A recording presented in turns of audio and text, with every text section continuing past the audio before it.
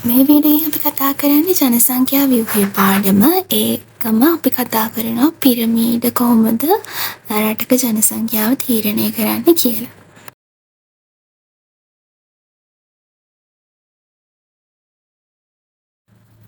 ජනසංඛ්‍යාවේ ව්‍යුහය අපි තීරණය කරන්නේ ප්‍රධාන සාධක දෙකක් මත පදනම් වෙලා. පළවෙනි එක තමයි වයස් අනුපාතය කොහොමද ජනසංඛ්‍යාව දකින්න හම්බ වෙන්නේ කියන එක. අනිත් එක තමයි ස්ත්‍රී පුරුෂ භාවය. ස්ත්‍රී ජනගහනය කොහොමද සහ පුරුෂ ජනගහනය කොහොමද කියන එක. මේ සාධක දෙකම අපි නිරූපණය කරන ගමන්ම ඒ රටේ ජනසංඛ්‍යාව පිළිබඳව පැහැදිලි අවබෝධයක් සහ පැතිකඩක් නිරූපණය කරන්න පුළුවන් විදිහට පිරමීඩ ක්‍රමයක් නිර්මාණය කරලා තියෙනවා. එතකොට මේ පිරමීඩ ප්‍රස්ථාර ඇසුරින් ඒ රටේ ජනසංඛ්‍යාව ගැන අවබෝධයක් ලබාගෙන අපිට පුළුවන් පුරෝකථනවලට එළඹෙන්න සහ ඒ රටේ ජනසංඛ්‍යාව පිළිබඳව අපිට පැහැදිලි අවබෝධයක් ලබා ගන්න. එතකොට වයස් අනුපාතිකය ගත්තාම වයස් අනුපාතිකය අපිට අඳුරගන්න පුළුවන් වයස අවුරුදු 15ට අඩු ජනසංඛ්‍යාව බාල වයස්කාරය පෙන්වන විදිහටත් 60ට වැඩි ජනසංඛ්‍යාව ජ්‍යෙෂ්ඨ පුරවැසියන් විදිහටත් අතරමැද 15ත් 60ත් අතර පිරිස ශ්‍රම බලකාය විදිහටත් තමයි අඳුරගන්නේ. එතකොට මේ ඇසුරින් අපිට තීරණ වලට එළඹෙන්න පුළුවන්.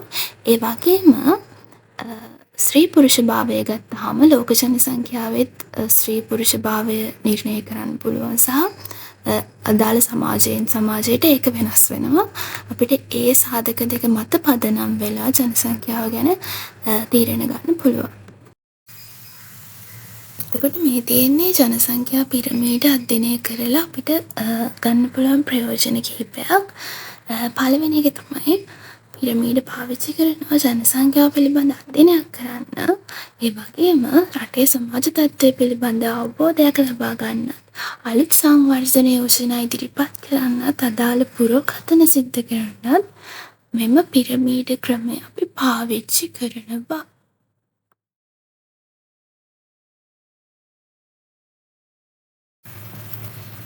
අපි දැන් කතා කරමු කොහොමද මේ පිරමීඩ හතර අපි ඉගෙන ගන්න කියලා. පළවෙනි එක ප්‍රාථමික අවස්ථාව, ප්‍රසාරණ අවස්ථාව ඊළඟ එක, ඊට පස්සේ ස්ථාවර පිරමීඩ සහ ආයන පිරමීඩ.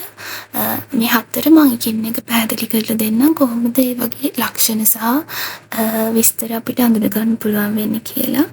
පළවෙනි අවස්ථාව ප්‍රාථමික අවස්ථාව. ප්‍රාථමික අවස්ථාවේදී පතුල ඉතා පළල්. ඒ නිසා අපිට නිගමනය කරන්න පුළුවන් උපත් සංඛ්‍යාව ඉතාම ඉහළ අගයක් ගන්නවා.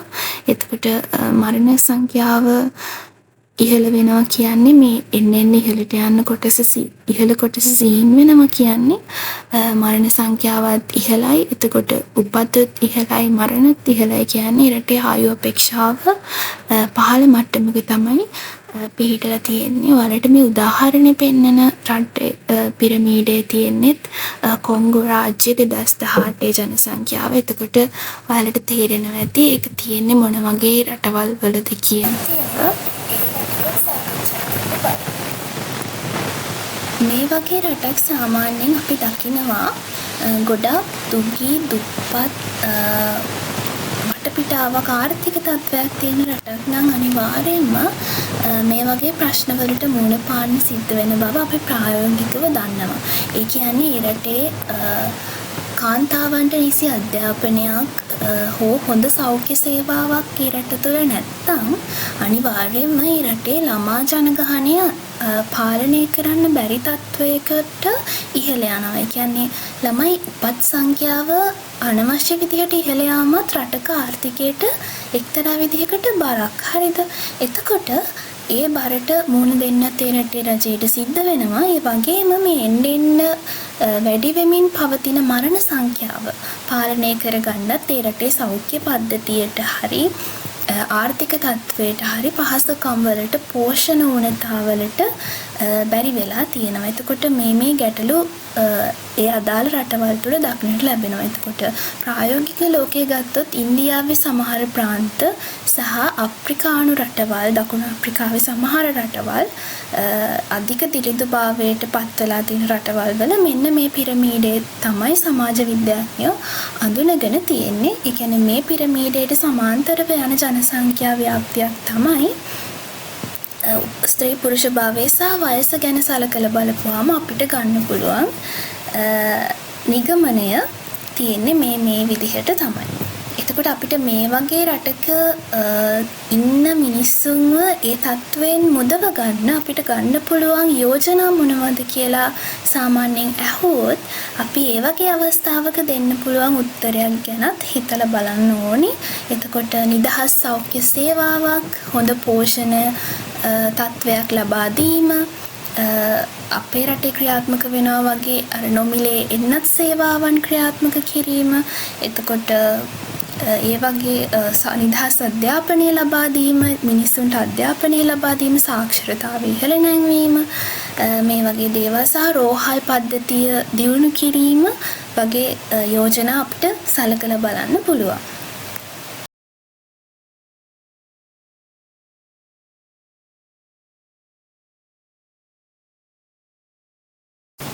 ඊළඟ අවස්ථාව තමයි ළමයි ප්‍රසාරණ අවස්ථාව.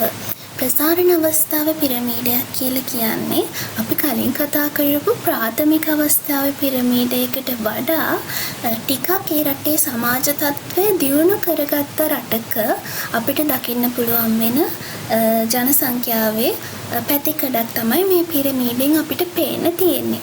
එතකොට මේ පිරමීඩය හොඳට ඔබ්සර්ව් කරොත් ඔයාලට පේනවා අවුරුදු 5ට අඩු ළමයි සහ අවුරුදු 15 අතර, ඒ කියන්නේ යැපෙන්නන්, අපි අයි කොටසට කියනවා බාල වයස්කාර යැපෙන්නන් කියලා. මොකද ඒගොල්ලෝ දෙමව්පියෝ විසින් තමයි නඩත්තු කරන්න ඕනේ.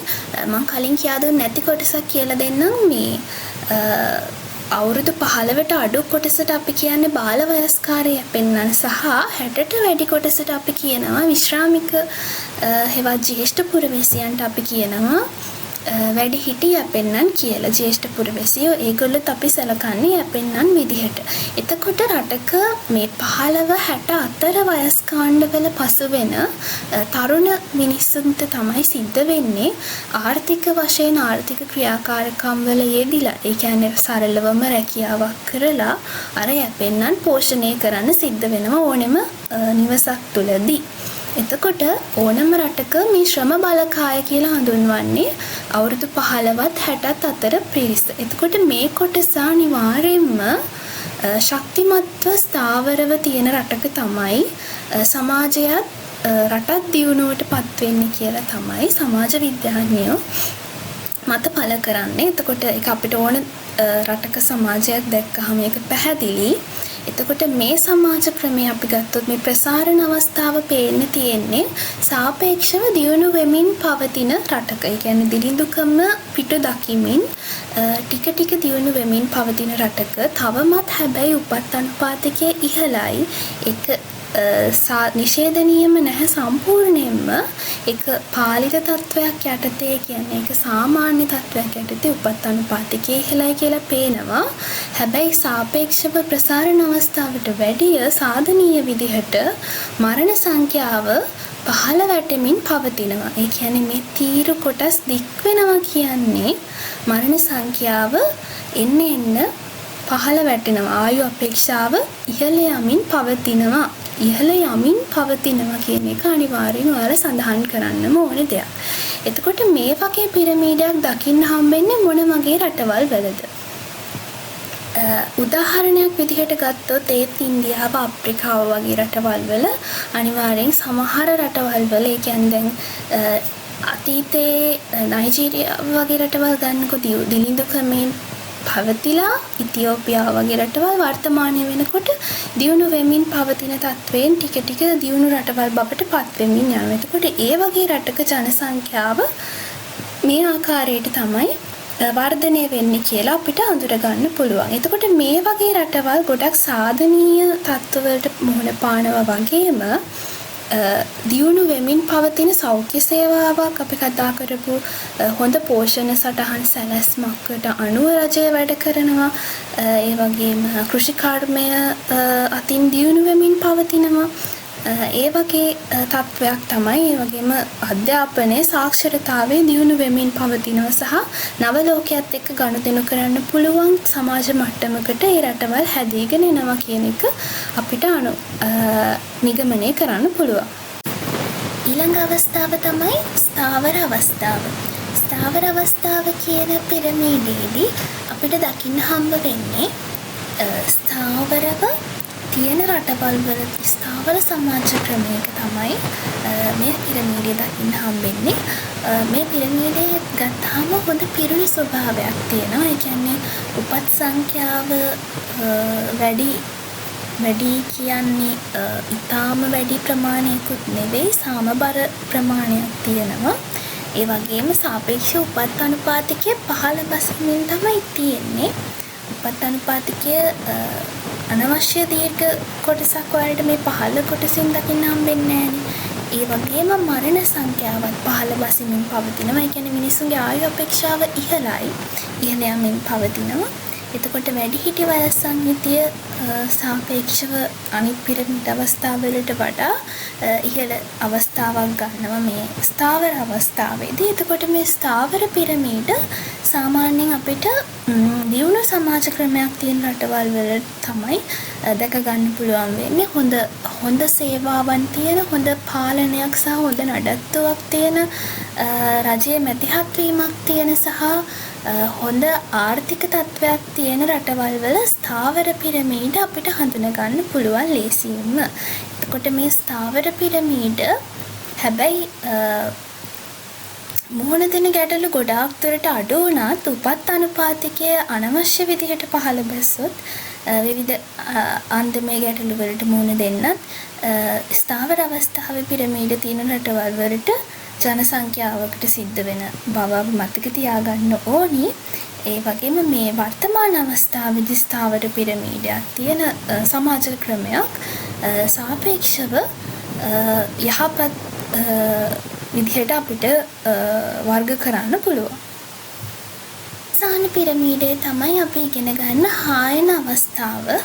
හායන අවස්ථාවේ පිරමීඩය සාපේක්ෂව අපිට දකින්න හම්බ වෙන්නේ මුල් කාලීනව දියුණුවට පත්වෙච්ච රටවල්. උදාහරණයක් විදිහට ජපානය වගේ ගත්තොත් ඒ කියන්නේ දියුණු භාවයට පත් වෙලත් සෑහෙන කාලයක් ගත වුණාට පස්සේ යම්කිසි රටකට මුහුණ දෙන්න වෙන තත්ත්වයක් තමයි හායන අවස්ථාව. මේ අවස්ථාවේදී උපත් හා මරණ අනුපාතිකය පහළ යාමක් දක්නට ලැබෙනවා. මරණ අනුපාතිකය පහළ යනවා කියන්නේ රටේ ආයු අපේක්ෂාව, ඒ කියන්නේ මිනිස්සෙක් ජීවත් වෙන කාලය ගොඩාක් වැඩි. එතකොට ඒ රටේ වැඩිහිටි ජන සංඛ්‍යාව වැඩිහිටි යැපෙන්නන් අපිට බලා ගන්න සිද්ධ වෙනවා රජයකට. එතකොට ඒ රජයට සිද්ධ වෙනවා සෞඛ්‍ය පහසුකම් වැඩි කරන්න. ඔයාලා දන්නවා ඇති සාපේක්ෂව ගොඩාක් දියුණු රටවල් වල වයසක අයව බලා ගන්න ලංකාව වගේ රටවල් වලින් සහ වෙනත් ආසියාතික රටවල් වලින් ගෘහ සේවිකාවන් වගේ මිනිස්සු සේවා තනතුරු වලට මිනිස්සු යනවා. එතකොට අපිට ඒ වගේ දේවල් බලා ගන්න පුළුවන් වෙන්නේ ඒ රටකට සිද්ධ වෙනවා ඒ වැඩිහිටි ජන සංඛ්‍යාව නඩත්තු කරන්න සහ ඒගොල්ලන්ගේ සෞඛ්‍ය ගැන හිතන්න ඒ සඳහා ගැළපෙන විදිහට පහසුකම් නඩත්තු කරන්නත් ඒවට අවශ්‍ය මූල්‍යමය පහසුකම් ලබා දෙන්නත් රටකට සිද්ධ වෙනවා අනිවාර්යයෙන්ම. ඒත් අමතරව උපත් අනුපාතිකය පහළ යන එක තමයි මේ වගේ රටක් මුහුණ දෙන ප්‍රධාන ගැටලුව. ඒ කියන්නේ ආර්ථිකය දියුණු වුණත් රටේ ස්ත්‍රීන් කාර්යබහුල වීම සහ හොඳ අධ්‍යාපනයක් ලැබීම මේ වගේ හේතු කාරණා නිසා දරු උපත් ලැබීමේ අනුපාතය ඉතාමත් පහළ අගයක් ගන්නවා. එතකොට දරු උපත් අඩුවීමත් එක්ක මේක වර්තමානයට වඩා අනාගතයට, ඒ කියන්නේ යම්කිසි දවසක මේ ශ්‍රම බලකාය ඉස්සරහට දියුණු වෙනවත් එක්කම මේ අවුරුදු 15ට අඩු කොටසේ ඉන්න කට්ටිය කවදා හරි ශ්‍රම බලකාය බවට පත් වෙනවනේ. අන්නේ ඒ කාලේ වෙනකොට ශ්‍රම බලකායේ හිඟයක් මේ වගේ රටකට මතු වෙනවා. ඒක ලොකු තර්ජනයක් වෙනවා. එතකොට ඒ වගේ රටක් අනිවාර්යයෙන්ම ගන්න ඕනේ පියවර මොනවද අනාගතයේ සුරක්ෂිත කරන්න කියලා අපෙන් ඇහුවොත් අපි අනිවාර්යෙන් ලියන්න ඕනේ රටේ උපත් අනුපාතිකය ඉහළ නංවන්න ගන්න ඕනේ පියවර මොනවද කියන එකයි. අනිවාර්යෙන් ඒ රටේ උපත් අනුපාතිකය වර්ධනය කරන්න ඒ රටට ප්‍රතිපත්තිමය තීරණ ගන්න වෙනවා සහ මිනිස්සු දැනුවත් කිරීම වගේ දේවල් කරන්නත් සිද්ධ වෙනවා. ඒ වගේම සෞඛ්‍ය සේවා අතින් ගත්තත් දියුණු තත්වයේ තිබ්බත් ඒගොල්ලන්ට ඒක තවත් වැඩි දියුණු කරන්නත් සිද්ධ වෙනවා අනිවාර්යයෙන්ම මේ වගේ තත්වයක් යටතේ.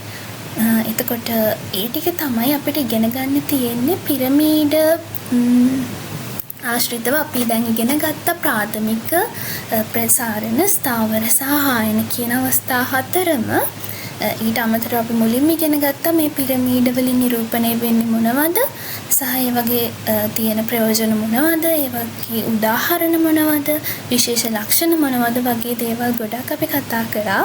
තවත් දවසක අලුත් වීඩියෝ එකකින් හම්බ වෙමු අලුත් පාඩමක් යටතේ. එතකන් මේ පාඩම් ටික හොඳට බලා ගන්න සහ මගේ channel එකේ තියෙන අනිත් පාඩම් ගැනත් අවධානය යොමු කරලා ළඟම එන exam එකට ඔයාලට අවශ්‍ය දැනුම ලබා ගන්න.